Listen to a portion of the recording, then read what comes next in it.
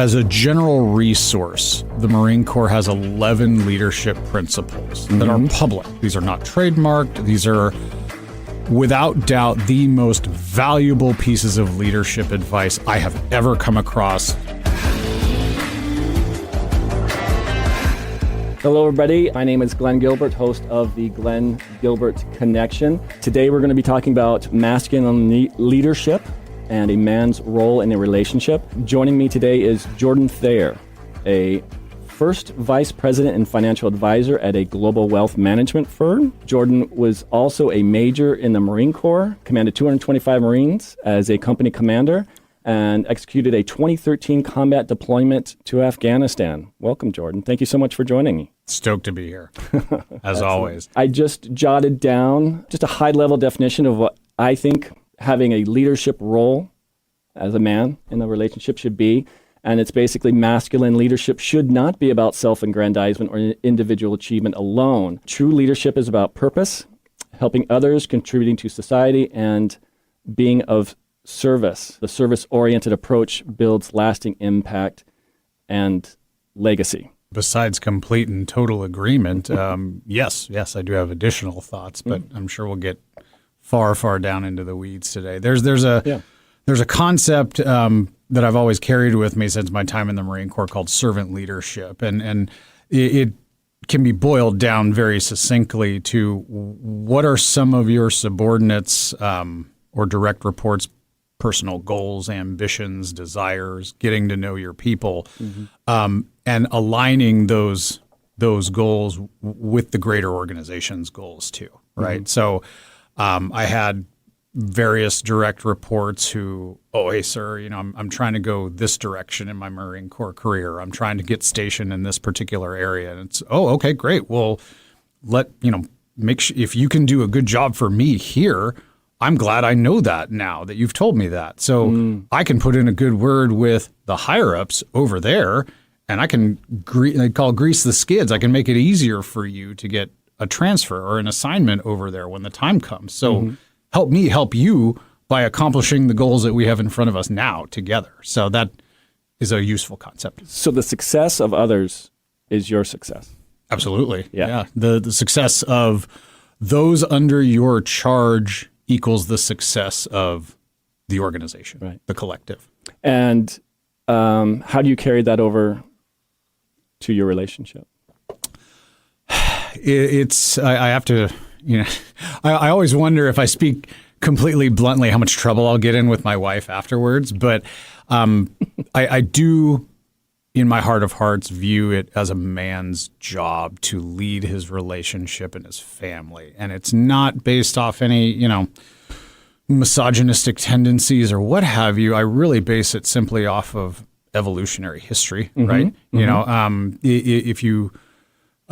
my diet, for example, I lean towards a Paleolithic diet. How do our, primordial ancestors eat? And, what differs between the modern diet and that leads to a lot of health issues. So how can I be more like that? Well, based off of all available evidence, in a majority of cultures, eons ago, and there's certainly exceptions, so I'll grant that. But by and large, the larger and stronger male species was the hunter-gatherers. The females were charged with caring for the young in the absence of the males and ordering keeping in order the home front to the best of their abilities, preparing meals and keeping things sanitary and so forth.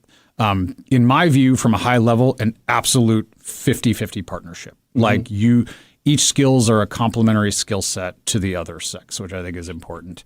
That's a great point. Complementary, I think is massive. Yes. I mean, literally, to pay very well-deserved credit where it's due, civilization would not be here without the feminine role supporting the masculine role. 100%. So it's a in my opinion, a divine partnership, which is really miraculous if you sit and meditate on it, which I have. So, yeah. So all that said, there is a depending on your religious beliefs, and we don't have to go down into that rabbit hole too deeply, but there is a submissive element to many feminine qualities, and that is not a bad thing, I believe. I think there is a comfort in, I base it off of personal experience and many others, that I think there is a comfort that a woman feels when she can look at her man and say, you know what, I think he's got this. And that, I think, harkens back all those eons prior, where the woman could look at the man and say, okay, yeah, I think he's got the food covered. Okay, because he's got that covered, I can handle this. And so when there's an element of leadership involved, or not just food. Oh, absolutely not. Protection. I think it's a good example. I can be safe. Certainly. Yeah. I mean, one of the most basic elements. And don't mistake my tone. It's enthusiastic agreement. Oh, yeah. But you were saying about how, he's going to be providing the food. That's going to make me feel better. I'm going to feel a little more. It's almost like a little less pressure taken off of her shoulders. So And to be fair, I think this day and age you see plenty of relationships. I certainly have, predominantly in urban areas, not so much in the Midwest or anywhere otherwise located outside of the coastal U.S. You'll see relationships where the female is particularly in the driver's seat. They may be the breadwinner. They may have the strategic vision for the family, and, the house husband is kind of along for the ride. And I don't know the statistics. Maybe many of those relationships work out very well.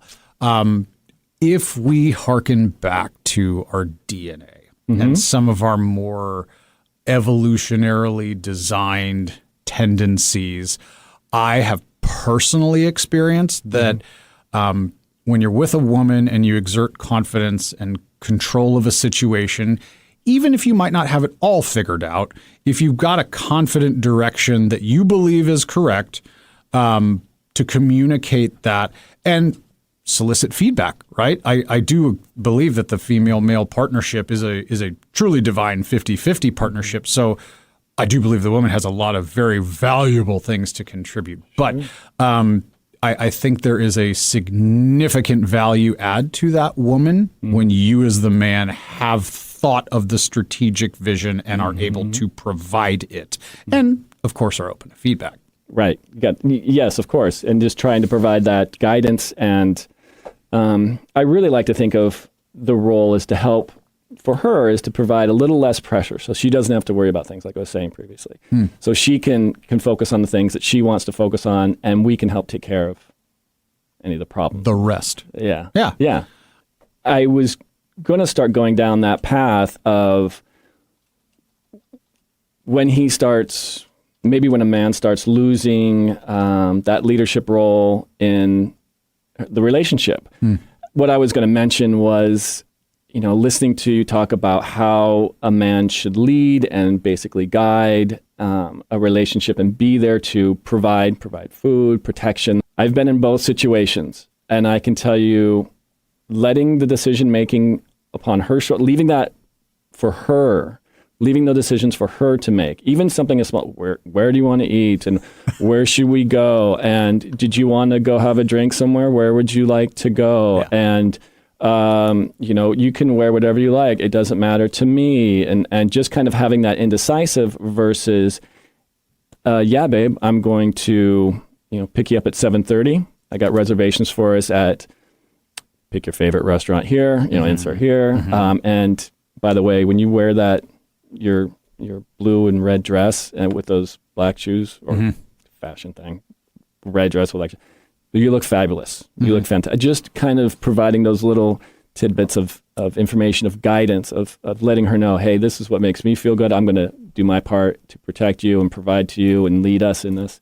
I think the latter response is much better. There's a lot more peace. One of my favorite stories to tell about my wife and I've been married almost 11 years now, is I tell my wife whenever it comes up, and probably comes up couple times a year in conversation with friends. It's my favorite story that she's ever told me, and it's the story about how she fell in love with me. And rewind, the two of us are young, dumb, and in love, and we're working retail at a big retailer in downtown Seattle. And we're both working on the sales floor. That's how we met. And, we'd been dating casually and then, decided to make it a little bit more serious. And we were going to go away for a weekend, just up to Oak Harbor. And there's I think it was Oak Harbor, Cape Disappointment. It was beautiful, very, very lovely up there. But we decided to, take our first trip away together. Nice. And, I don't want to show off too much, but I was driving a 2001 two-seater, two-wheel drive Ford Ranger, empty bed. It's what color was it? It was just stock white, baby. Yeah, I don't want to make you make you feel too insecure. Oh my but gosh, yeah. Hey Rico, yeah, Rico Suave. Oh my gosh. So the real kicker, and this is where the story comes in. The weather forecast was awful for that weekend. I mean, major snowfall. Do you think any of us paid attention to it? No, we didn't check. We were too busy looking at each other. So you guys are invincible. Exactly. Things will be fine. So we go out there and, we have an amazing time. And then we wake up on the day that it's supposed to come home and there hasn't been any precipitation all weekend. Well, we wake up to a foot of snow on the ground. And I go, oh, dear Lord, how are we going to get out of here in this vehicle that we've taken out? So long story short, we're muddling our way through. I mean, imagine what the traction was like, and snow and ice. This is wet, heavy snow. This isn't like powder stuff that you might find. There's a sheet of ice on the road underneath that foot of snow. Yeah. So it was precarious, to say the least, in a two-wheel drive, empty bed, pickup. But we're hobbling through, and I finally, it was getting treacherous enough to where I'm like, I gotta put chains or something on the rear tires, which is of course rear wheel drive, empty bed. Right. I gotta put chains on something to give us some advantage here. And it's so cold. Like I go out there and put the chains on, and I'm halfway. I get one tire done, but I gotta come back in the car and warm my hands up to get the feeling back in my fingers. And my then girlfriend at the time, Julie, is like, what can I do? How can I help? And I said, I want you to stay here and stay warm. Right. I've got this. Yeah. And she's like, my eggs dropped at that moment. She's like, this is the guy for me. Oh my God. And, I imagine her telling the story as I've watched her tell it many times. She's like, and God is my witness. He got out of that car, slapped the other chains on, and got us to the ferry terminal, and we were home. And it was a little bit more circuitous a route than that, but we got there and she was fine. And then from that moment on, for her, the rest was really history. Right. Here's a guy who is not intimidated by uncertainty or a little bit of chaos sprinkled in. Right. She knew I didn't have the answer in my back pocket, how to get us out of here guaranteed. But she could tell I wasn't going to give up. Right. And I was going to exercise every tool in my tool belt to get us there safely. And I think that's really what did it for her. She wasn't burdened with the pressure of trying to get both of you out of there. You were. And so I think she probably built some confidence in you in that. Well, I would call it the burden of command, right? In that situation, I was not going to turn to my girlfriend and be like, what do we do, honey? At all, ever. Were you in the military at this point, before or after? Is this? That is during. It was during my time, yeah. So you had a good sense of, this is what a leader should be doing. This is what I need to do. Absolutely. And it carried over to your, this is what I'm being taught in the military, and this is carrying over to my relationship, which is really working well. And I think that speaks, because I think your listeners at any point might occur to them, it's if you're in the Marine Corps, it's probably easy to think that way. How would I know? And to a certain extent, I give that argument some credit, right? Like I think most of us thrive off of role models, seeing the proper way to act role modeled. And so you can see what right looks like and then emulate it to the best of your ability. I was very fortunate to have a plethora of role models up to that point. And I think that it's, if you're a man who's, maybe starting from ground zero or trying to build up to that point where you can even exercise a degree of confidence, in an uncertain situation. There's certain principles and certain sources you can go to. I mean, in the YouTube era, Sure. Just your opening quote from Admiral McCraven, I think, is a great place to start, making your bed and so forth. But I do believe that it takes a conscious effort on the individual man's part to say, okay, this is a skill I'm lacking. I need to focus and work on. Yeah. So. Like if a man is struggling, let's say he was in a long-term relationship and he's either divorced or he's struggling currently in a long-term relationship.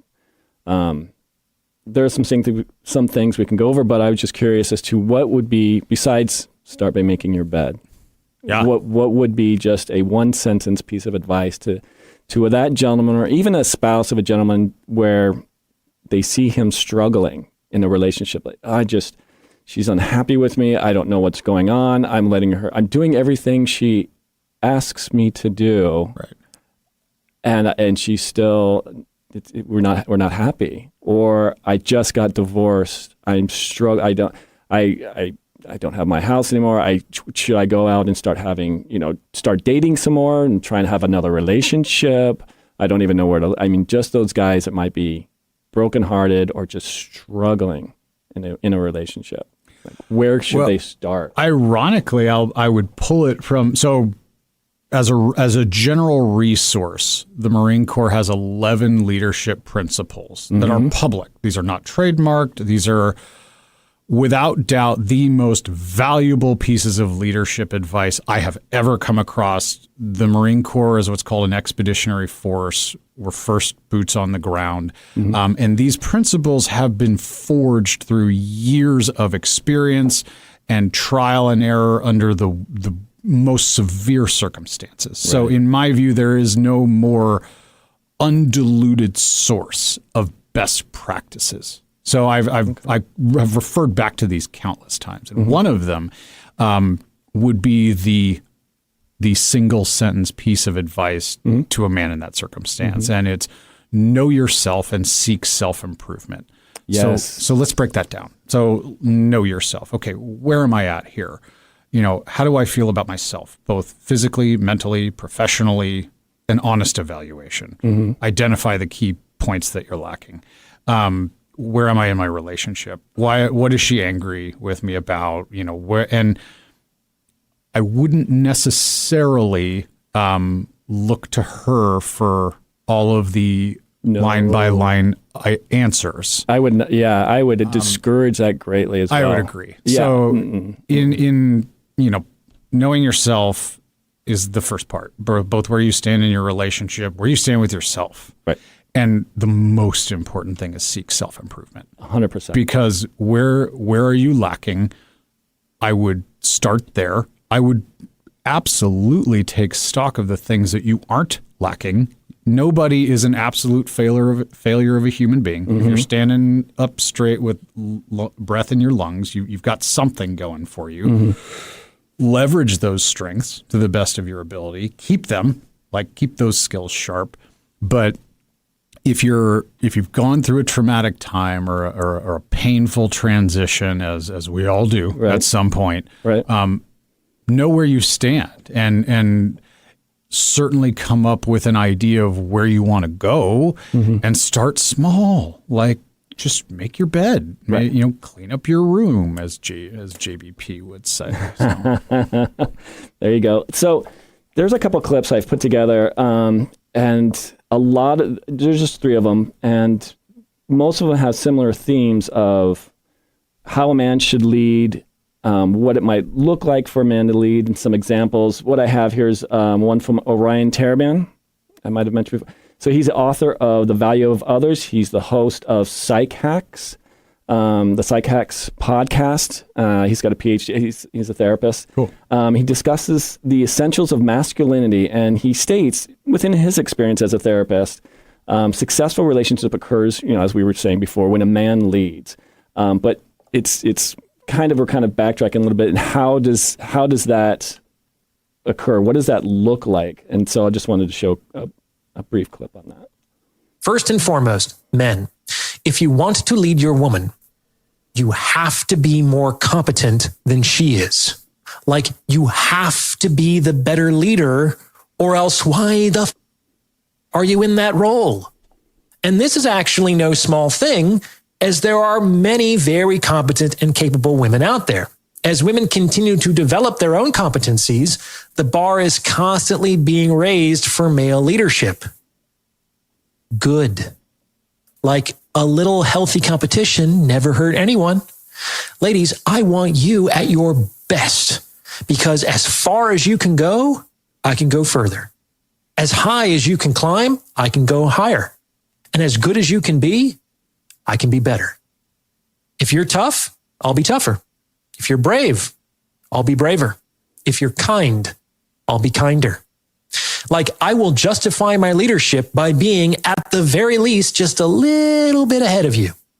And the better you are, the more powerful the goad for my own self-development, which is wonderful, really. Like, I wouldn't be the man I am today without your often ruthless discrimination. And this, in my opinion, is the only legitimate basis of any leadership: merit. So the best way to get a woman to accept your leadership, men, is to become men worth following. What do you think? Agree and disagree. The impetus to improve yourself and be better, I think, is, basically what I just said. I would agree with that. Right. Definitely. At some point he commented, you have to be better than her in every single way, or something to that effect. Mm-hmm. I don't know if I agree with that, simply because, there's tons of things my wife is just smarter at or better at than me. And in that particular case, I don't think that is the basis for good leadership at all. There is never a case where a leader is better than everybody else at everything. I think merit is you will not find a better proponent for meritocracy than me. I firmly agree. But the fact of human nature is someone below you in a leadership chain at some point will be better than you at something. Sure. And it's no different in a relationship. So the things that you are good at, make sure they're useful, make sure they're applicable, make sure they're relevant and used often, and are as such that they do inspire confidence in your mate. But I think absolutely being open to your mate's input and feedback, because I do believe you are a team, right? If you're, I think a lot of those comments are super helpful, but I would hate to create a subtle undertone of I must be better in all ways. I must be the source of all knowledge. I must be the source of all strategic vision, et cetera. You won't lead any team effectively that way. You have to get buy-in from team members. It kind of removes the synergy you would have in a relationship. Yeah. Of course, she's going to be better at you than some things, and then you're going to be obviously better at her than other things. And if you just start overriding a lot of stuff, and maybe that's might be one reason why guys fall short. I'm just trying to lead every single bit and I'm not getting good response, or she's getting resentful, or I'm trying to do this, but it maybe in actuality it's a sense, or it's a way of controlling her. I would agree with that, because there, to some extent, it becomes a bit. This is a bit of a common denominator, I find, at least in most relationships I have been in most relationships I have observed. When a man has the confidence to challenge a woman's perspective, or frankly, at times, tell her to pipe down so you can handle whatever the situation is, and then you do effectively handle it, right? You can't be all bluster and no follow through. Having the confidence to challenge and then execute a superior solution, to me is a ultimate way to inspire confidence in your mate, effectively lead. And, it's not as easy as I've said it, right? You have to refine your skill sets, as I've said, and actually have the skills to conduct that follow through. But if you have worked on yourself to where your core competencies are such that you have the confidence to say, hey, no, like we're going to go to dinner here and you should put on this dress because you look great. Trust me. Right. I think there seems to be some wiring in the male and female animal where we fall into, females are attracted to that. Men feel, at peace with that, like, hey, this is my proper role. We are comfortable in that role. Yeah. Agree. 100%. I was just thinking about if you didn't have that role of where, hey, I'm going to take care of everything. Just rely on me. Don't worry about it.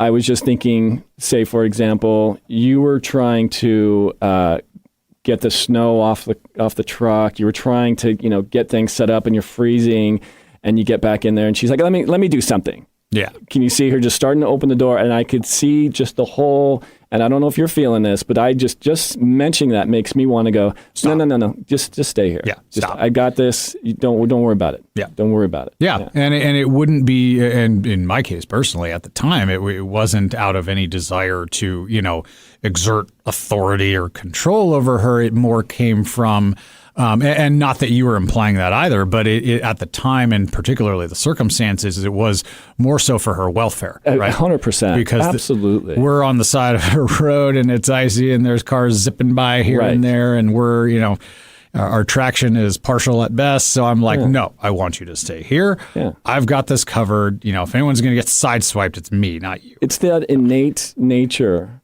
within guys to be like, to say, please don't. I don't want to see you hurt. Protection. I want to protect you. I don't. I mean, that's the worst thing. Is if she gets, oh, okay, honey, I'll stay in the car, and baby, you go out, and then something happens. Oh my gosh. And to to take it 2 or 3 levels deeper, I personally believe it comes from our internal wiring, right? If I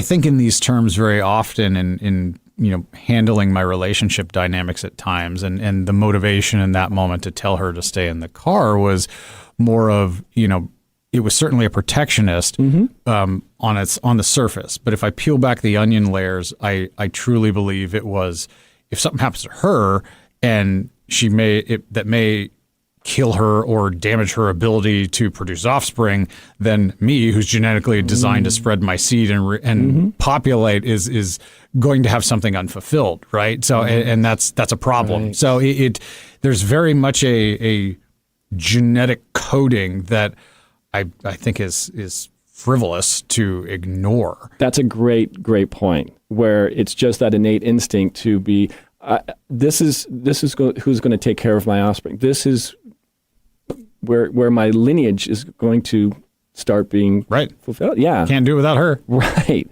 And so, of course you'd want to protect her. You want to make sure she's safe. You want to make sure she doesn't go out and get frostbite on her fingers. Well, and that's the more selfish, evolutionary gene side of things.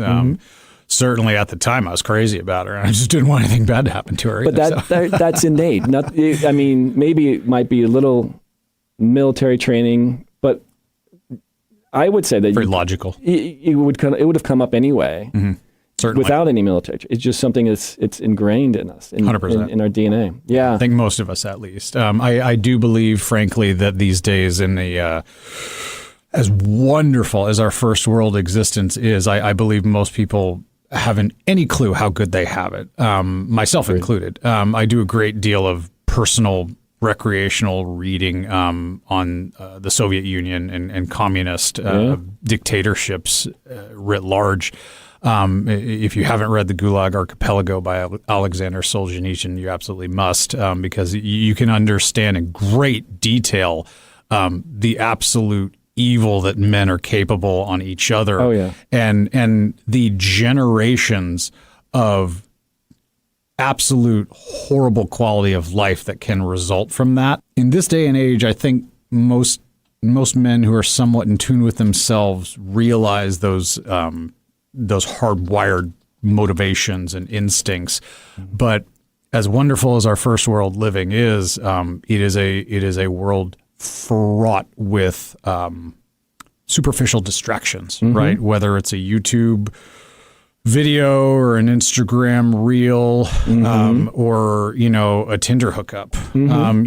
Being distracted today is super easy. It's not hard. It's almost, I like to call it sedation. It's Absolutely. so easy to get sedated with 100%. all of the different things out there from, social media, video games, pornography, all these things for a guy really to where they don't feel motivated to go out. Oh, it's too difficult. Oh, I don't get a response on my Tinder. Oh, I can play video games with the fellas and I can get my fix here, all that kind of stuff, I would say even worse yet. A lot of them don't even get to that point of contemplation because they don't even have the white space in their brain to even contemplate some of the feelings that they're feeling at any given moment. Like if one of them felt that particular motivation or instinctual urge or whatever, some of them might not even really truly appreciate, maybe none of them have actually sat down and said, what do I really want? And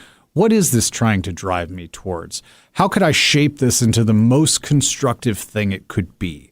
And so I think the urge to reproduce is a perfect example, right? Like instead of hopping on the hamster wheel of Pornhub, maybe I should get in the gym. Maybe I should talk to my stylist, or find a stylist, update a wardrobe to something presentable, and really go out and put myself out there and try to find someone to form a fulfilling relationship with. Yeah, I especially thinking for those guys that are sitting in the basement or starting over or in a rut in their relationship, what can be done differently? Where can they start over? What should be done? And it's not like you said earlier, hey, honey, what do I need to do to start over? It's an internal examination of if the outputs that you're getting, the outputs that you're receiving are not satisfactory to you.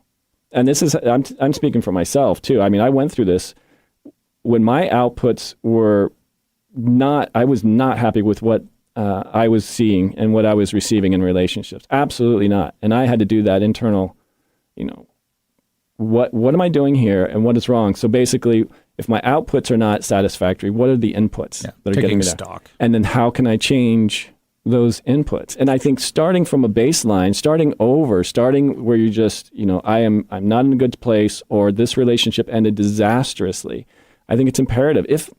I guess there has to be some need, a desire to do that. You can be like, okay, well, I'm out of this long-term relationship, and the wife's, thinking I'm just too lazy, and I got to get on I'm hitting that video game with the guys. I don't really care what else is going on or whatever. Yeah. And I can appreciate too, there's nothing wrong with, recreational habits when they're kept in check. Right. And I think that a lot of guys who are starting it over, it can seem an insurmountable mountain to climb. Right. Huge. I'm 40 pounds overweight. I haven't seen decent sunlight in maybe years.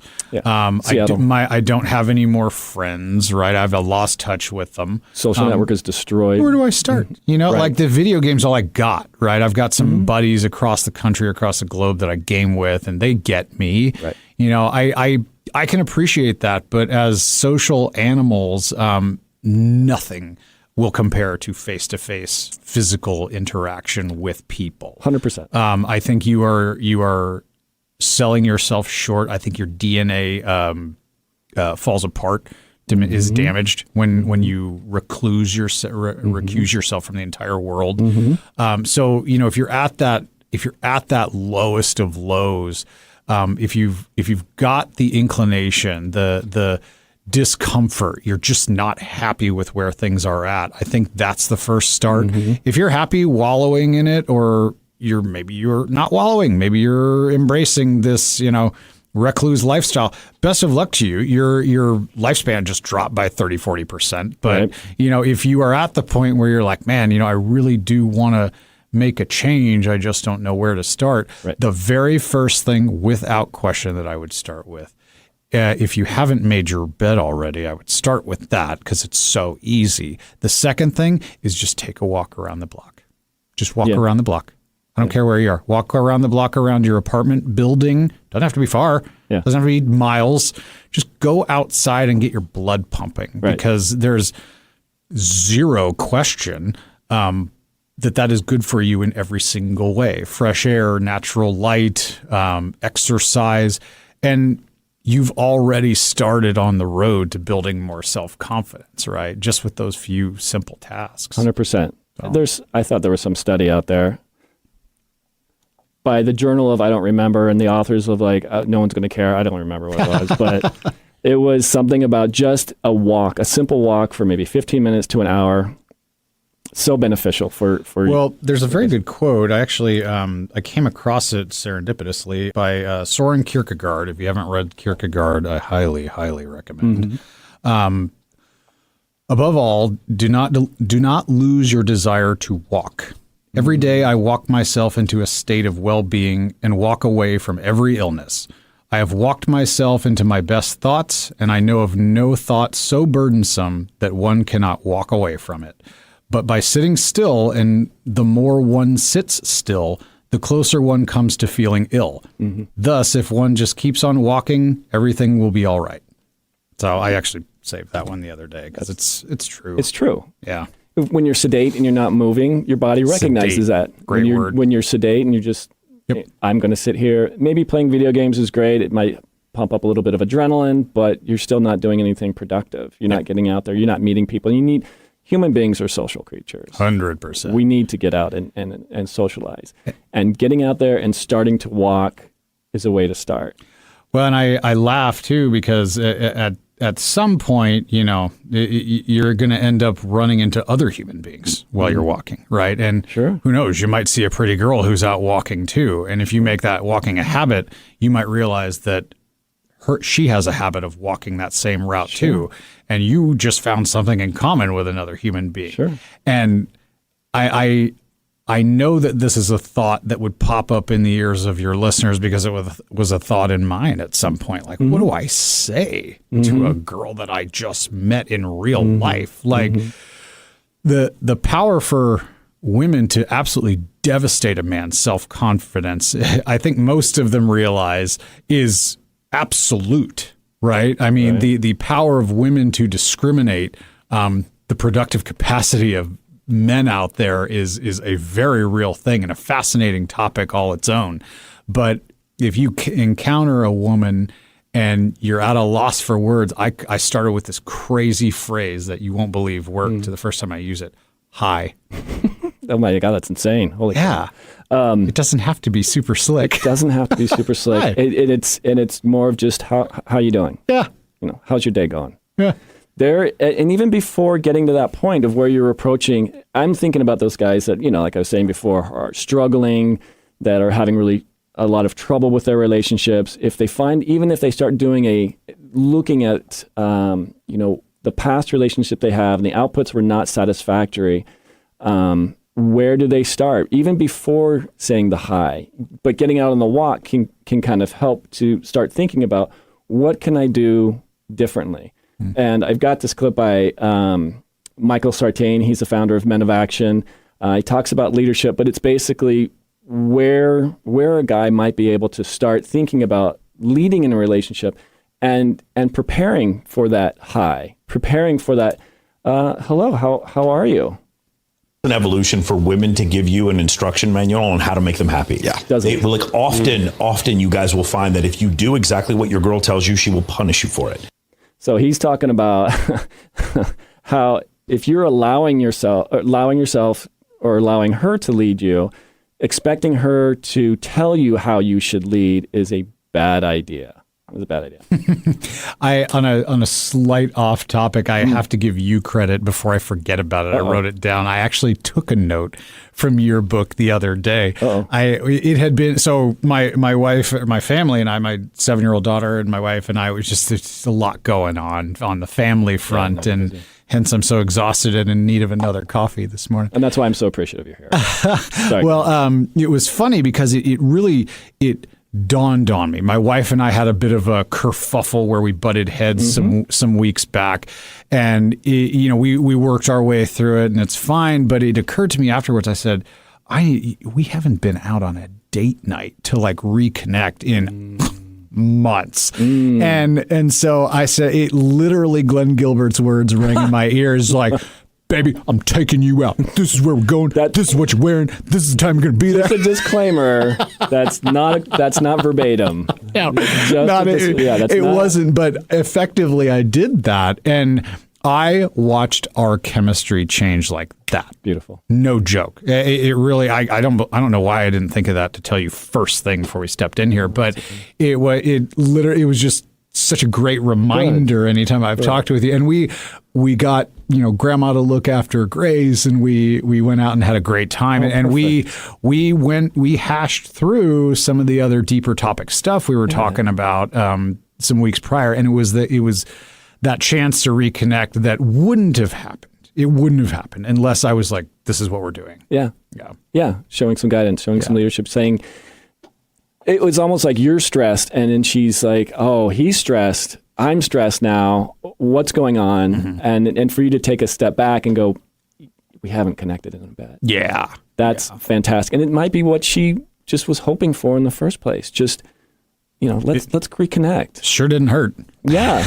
That's something I noticed in my relationship now is when I'm distracted with the things I'm working on, and I haven't shown my girl, I'm like, she's making me dinner, she's inviting me over, she's doing all of these she's setting up reservations. I'm like, let's have some Italian tonight. Reservation. What do you feel like? How about some Mexican food? Let's go. Let me take you out to Mexican food. I'm not sure what, and she'll do those little things because I'm so focused on some other stuff. And then when we get out there, I just want to let you know I appreciate you. I appreciate you taking some reins. Usually I like to make the reservations. Usually I like to be a little in charge, but when I get distracted and she can step up, I'd like to show her some appreciation. Sure. Yeah. And I think we talked about this before with James Sexton, that divorce. He's a New York divorce lawyer. He has the book. If you're in my office, it's already too late. Yes. Seen him on a couple podcasts. A little bit of even little Post-it notes, little things to show that you're still thinking of her, that you appreciate her. Oh yeah. That those little tidbits of attention are going to bring her back into your frame. Well, it's funny. We're coming off yet another Valentine's Day, and my Valentine's Day card to my wife, I kid you not, I listed out all the things that she does that I appreciate. Thanks for gathering all the trash in the house. Thanks for doing this. Thanks for blah, blah, blah, blah. Yeah. And she looks at me with tears in her eyes. She's really? Like, thank you so much. I go, hey, no, thank you. I'm just listing out all the stuff you do, so I don't have to. Yeah, just a little bit of acknowledgement. Totally. Can go a long way. Just say, you know what? I've been distracted. Yeah. I just want you to know I appreciate you. Yeah. Just showing them some attention. They'll show you appreciation, but just some acknowledgement. I mean, we all, and this is tip to all those ladies out there, guys are forgetful. We forget stuff. We forget to take the garbage out. We forget to do the little things that maybe is normally expected of us. And if it's better to come to us and say, I got the garbage tonight because I know you're really distracted. That goes so much further than, you haven't even taken out the garbage yet. What are you doing? Yeah.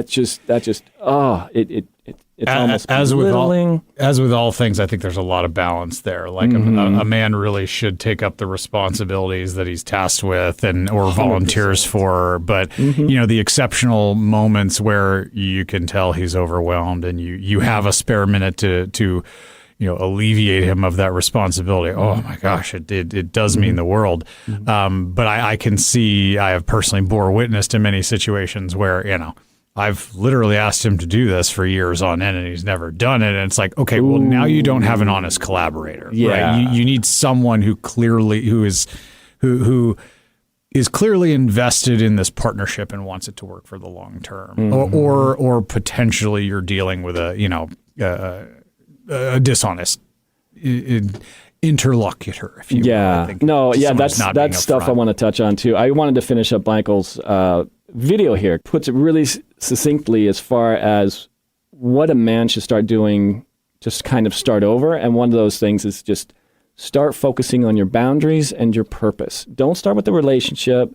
Don't start trying to pursue another relationship if the one you just ended badly and you don't know why, and you just but yeah, I just really wanted to go through his video and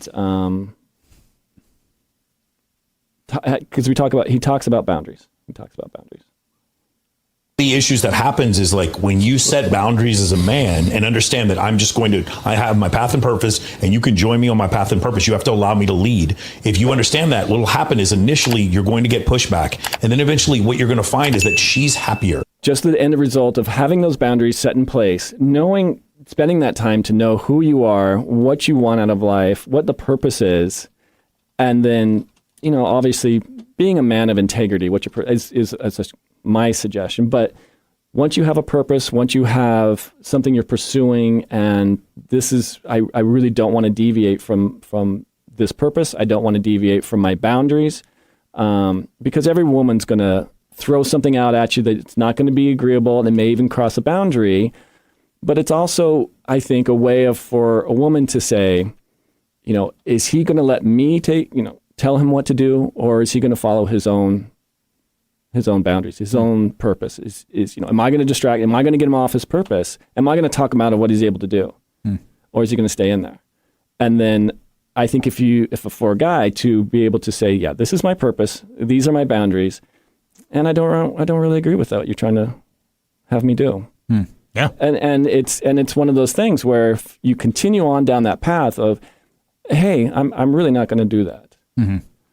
And she keeps coming back saying, no, I really want you to. Then there's obviously a disagreement in what purposes. I think you touch on what I mentioned earlier, knowing yourself, right?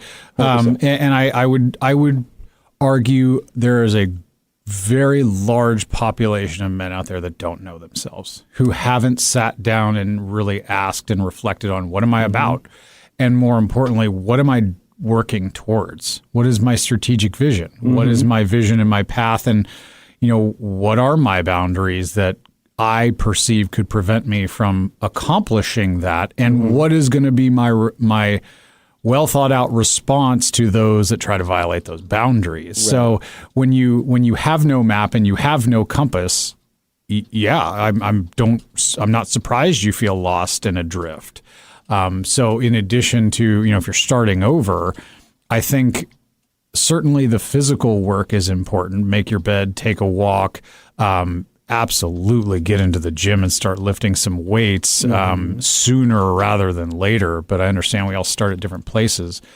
But in my opinion, the hardest work is happening between your ears. Right. Who am I really? And the best way I've found to navigate that process is you have to write it down. You have to journal through it. Oh, yeah. You have to write out some sentences that you think reflect your strategic vision and realize, oh, that's not right. No, let me adjust this a little bit more. There is no more effective way to go about it. Marcus Aurelius, who was arguably the most powerful man in the world at one point, wrote Meditations as a journal to himself. Highly recommend reading it for those that haven't, but classic Stoic philosophical text. But if you're not parsing through your ideas in your own head and making them more concrete on a piece of paper to be evaluated and oftentimes debunked, maybe the stuff that you're thinking really isn't all that accurate. I'm guilty of it. Right. I have stuff that, is thoughts bouncing around in my head that really get out of control that aren't accurate. So in order to write everything down, I think you're going to be more efficiently build your personal strategic vision. Yeah, I'm trying to look for this book. Here it is. Start with Why by Simon Sinek. Oh, great. Yeah. Yeah. I mean, if you're throwing out some book names, I got to throw out some names. Yeah. Go ahead. Yeah. But I totally agree. I think if a guy wants to get back on his purpose and figure out what's going on, journaling is a great way to look at it. And it's not, maybe if you want to see a therapist, that's great. Journaling is great. Talking with your friends, guy friends, to bounce this stuff off of them. Great. If you have close friends, I think this book, can definitely help to start finding what the purpose is, to find out where you need to go. It'll start that whole process of being creative while you're taking a walk. You can listen to this book and you don't need to sit at home and read it. You can just listen to the book while you're walking. and then start developing your purpose, your boundaries. I think in this day and age, as I mentioned, our very overstimulated Western society these days, you don't always have to be doing something. As a matter of fact, it's probably really, really good for you to sit there in uninterrupted silence for 60 seconds. Can you honestly remember the last time you did that? No. I listen to books like at twice speed, and then my girls, are you okay? Are you a little tense? I'm like, no, I'm just getting stuff done, babe. Just going. And she's like, hey, just maybe take a minute to just let your brain breathe. Well, and to digest, right? Yes. All that content that you're taking in, while constructive, I mean, how much of it gets integrated into your strategic planning or your goal setting or what have you? I mean, it definitely does a lot of good, I think, to just sit and think about it too. Definitely. Just listening to stuff to tick the box versus listening to something to understand it, absorb it, and then put it into play. I think that's also Michael Sertain's group, Men of Action. It's all about just action. Don't talk about it. Just do it. Stop thinking. I love that. Yeah. Stop thinking. Just do it. I love that. Yeah. I think that's a really good premise for those that are, really at the starting gate of redesigning their lives. I know I am guilty of this. I want to sit there and think my plan through. How's it going to go? Where could it go wrong? And all of us, I believe, are susceptible to planning paralysis, right? 100%. You absolutely will not have a perfect plan. You're going to go out and make mistakes. You're going to flub that introductory line. You're going to, use the machine incorrectly at the gym. You can't be afraid to be new at something and make some mistakes, because that's where the greatest learning happens. And it's going to feel so uncomfortable because you are learning something new. So once you start learning something new, don't let that uncomfortable feeling stop. I can say, even this podcast, I just need to get a better camera. Oh, I need to get a better mic. Oh, I need to have a background better. Joe Rogan started in his closet. I don't know if he had a camera phone or what, but started in his closet and was just like, hey, blah, blah, blah. I'm in the closet. I'm in the closet, everybody. I'm starting out in the closet. Woo. Yeah. That's funny. But just instead of, I should come up with reasons why not to do it, and I'm not recognizing that I'm coming up with the reasons not to do it. That's part of the reason why I reached out to you. I'm like, I just need to get this on camera. I just need to do a Zoom call with you. I just need to do something to get this whole process started. And I can say, because of you is the reason why we're sitting here now on camera getting things done, is because I was able to reach out to you and you're like, yeah, that sounds cool. Let's do this. So fun. I still remember we were at the bar down the street in Bellevue, and you told me about the idea. I was like, I would totally help if you ever wanted to. That sounds awesome. I love it. Yeah. It's funny. Like speaking of that sort of paralysis or fear and just starting out, I just have a personal funny story for you. I told you I started training jiu-jitsu at this new gym, and I've, speaking of Rogan, I've trained jiu-jitsu for a number of years now, and I am a blue belt, which would imply a not totally beginner level. I am far from, an expert, you would call it. But it was so funny speaking of being afraid, starting something new. Yeah. I entered a new gym in the area where we've just moved. And this particular gym is led by a black belt professor. They call them professors in the jiu-jitsu community.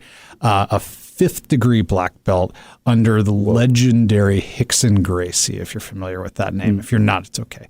But it's a very absolutely revered name in the jiu-jitsu community, and to have access to a professor that was trained directly under that individual is a privilege. And to say nothing of the fact that he's a 5th degree black belt. So that's easily 20, 25 years of black belt experience. Right. Because it takes about, just to get to a black belt, you're going through what, 8 or 9 levels? It's about 15 years to get to a black belt in jiu-jitsu. Just to get to a black belt. Yeah, and there's white belt, blue belt, purple belt, brown belt, black belt. Right. And 99% of people who start jiu-jitsu will never reach black belt. Right. For a variety of reasons. Sure.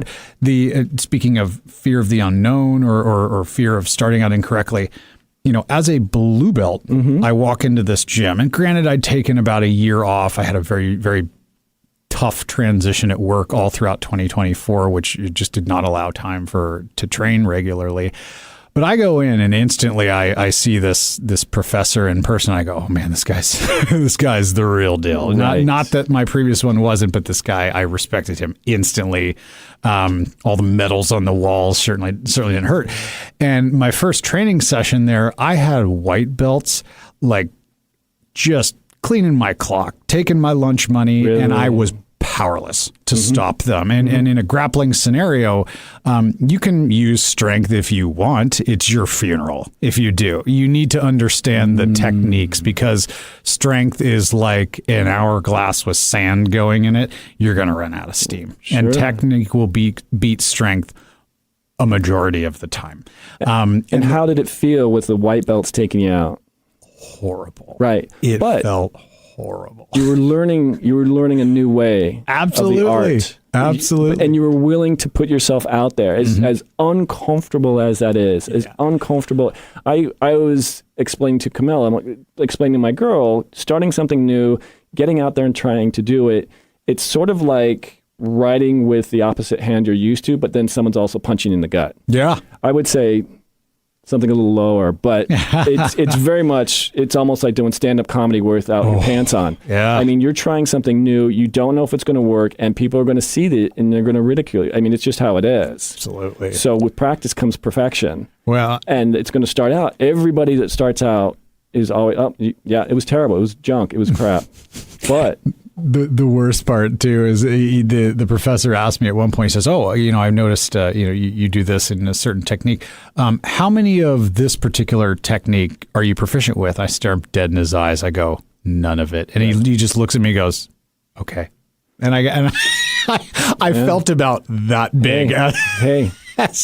He's like, you're a blue belt and you're not familiar with it. I go, nope. And it's been a year since I've trained too, so that doesn't help. So, but to your point, a little bit of, comfortable being uncomfortable. I knew I wanted to be better. It's part of my strategic vision. So if I had to go in for 3 weeks and get stomped by white belts, so be it. Yeah, and you're willing to take that chance. You're willing to take that risk. You're willing to, I mean, that's a lot worse than riding with the opposite hand. Right. That's like, I'm putting myself in a position where people that haven't even spent half as much time are going to take me down. Yeah. But to do that is a big step. And it's almost you're checking your ego. Yeah, most certainly. Which I think is a big part of the whole premise here of is my ego getting in the way of things? Am I, wanting or expecting certain things from a significant other that are not coming through? Are things kind of just, not going my way because expectations or my thoughts of how a relationship should be, or, I'm not willing to take that chance on something new or trying to improve myself or level up. Everything should just be kosher. Everything should just be fine. I'm coasting through life. She should be okay with that. That kind of stuff is where I think things start kind of falling apart. I think we talked a little bit about boundaries and having boundaries and how that's going to help someone. And I just wanted to touch on this real quick, just the boundaries, and just, I think having a sense of integrity also helps when you're leading the relationship with some examples of integrity of where, and this might ring some bells for you from some of your training, like, I don't lie, cheat, or steal, don't tolerate those who do. Yeah. Yeah. Yeah. And just setting that example right at the very front, avoiding those people that are passive aggressive. And we live on the West Coast, my friend. Good luck. Right. And that's one thing I've realized pretty recently is how passive aggressive I was and how that ruins so many relationships. It is just not a good way to go through life. Thinking, and it's just part of who I was. When I was learning to survive as a kid, speaking my mind and being confrontational was not rewarded well. It was not a good thing to do. No. And it was more of just, I needed to be silent, needed to go take care of my problems elsewhere. And so I learned to be passive aggressive. I started avoiding confrontation, which helped, which created a lot of conflict. Yeah, I'm guilty of that too. Yeah. Absolutely. And it is just not a good way to be in relationship, professional, personal, whatnot. It's just not a good way to go. And the moment I started, I'm going to make a conscious effort not to be passive aggressive. I'm going to make a conscious effort to just, here's my boundaries. Be clear. Yeah. This is going to be a confrontation, but because I know my boundaries, I can lean back on those and not be getting all, you're not listening, getting all whiny, getting all stompy feet. I want you to pay attention to me, and you should do what I say. And why aren't you doing what I want in this relationship? Rather than just going, hey, this is something that is I see happening between us. This is something that, it's crossing a boundary for me. Yeah. We keep going down this road, something's going to need to change because it's not going to be acceptable to me. Well, I think you're, and of course it's always so much easier said than done. And this is a fault of mine 100% too, right? easy. Like you have to practice this. Oh man. Yeah. And it's something I continue to practice, going into my 11th year of marriage, and I'm still not good at it. But it's always a constant practice, man. Right? You constant evolution. You don't want to stop either, though. Right. I mean, that's getting back on the horse, as we've said, is the most important thing. Stay on. Yep. But just continuing on with boundaries, yes. And never letting up. Thank you. Yeah. So what I was getting at too is that you're already taking such a solid foot down the right path for both of you when you communicate those boundaries clearly, because if you keep running up against a guardrail and she is not willing to acquiesce and you're not willing to acquiesce, and this is clearly a boundary that's that critical for you, because frankly, in relationships, sometimes you do have to give way. It's compromise. That's the nature of it. But if it's a boundary that shall not be crossed, whatever it is for you, and you keep running up against that guardrail with her, or she keeps running up against it with you, you may have an incompatible mate at that point. And that's okay. So it is okay. If it doesn't work, it doesn't work. Yeah. But I think, if you're going to lead in a relationship and you keep getting a boundary crossed, and it's just something to the point of, hey, this is something that it seems we're not agreeing on. Yeah. Yeah. And it's, if you lean back into, this is my boundary, and I'm not going to, what's the word? Acquiesce. I'm not going to let up on it. Yeah. And it sounds like you don't appreciate or respect it or don't want, that to be part of this relationship. Yeah. We should find other people.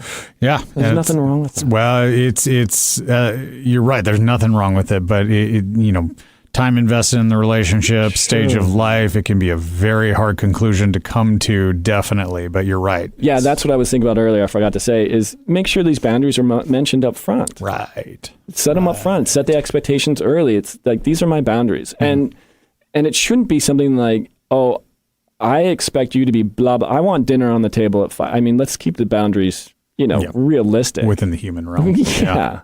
Be respectful. Right. Be kind. Be appreciative. Be, have some integrity. Totally.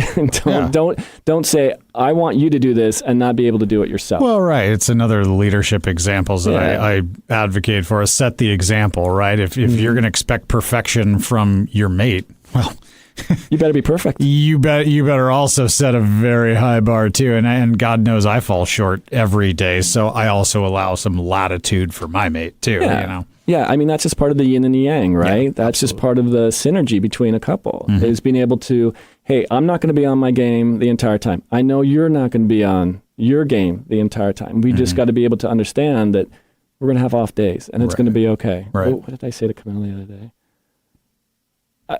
I think when she's working and after work, she just gets really fired up. She's a director. I bet she does. Yeah. She's a director in a tech, dealing with a lot of guys and a lot of egos, and she's able to deal with them all. And she'll tell me about, so-and-so did this and so-and-so did that. This frickin' guy.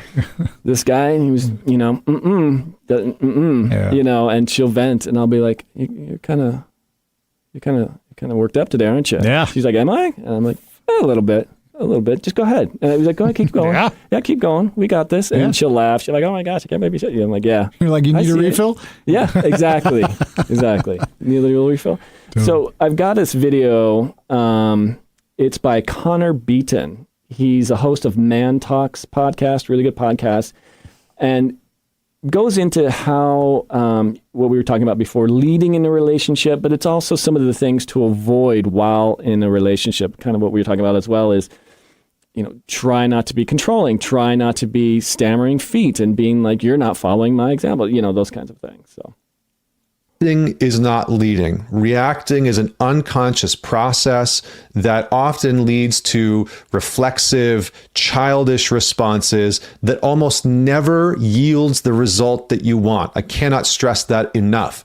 If you are not getting the results that you want in your life, specifically in your relationship, it is likely because you are reacting to everything that your partner says or does, how she maybe criticizes you or doesn't do what you want, or you ask for what you want and maybe she doesn't show up in that way. And so your reactivity is a very crucial piece of information that is hijacking you from being able to produce the results that you want. So regulate and respond. Reactivity destroys the safety within relationships.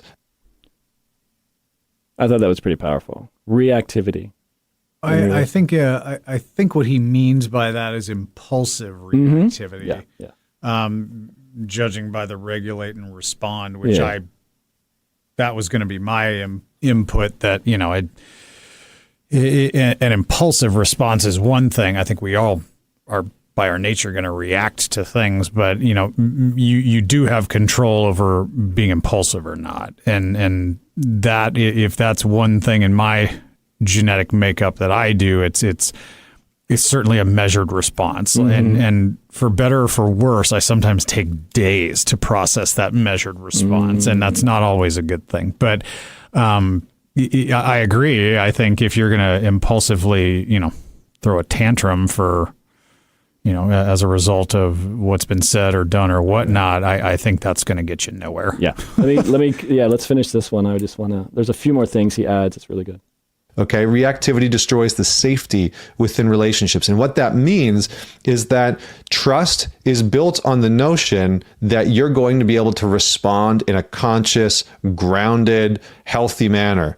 And that trust is broken if you're reacting constantly from a defensive space, getting upset, yelling, shutting down, storming out, not engaging in conversation. All of those things over time are going to erode the safety and the trust and the sanctity of your relationship.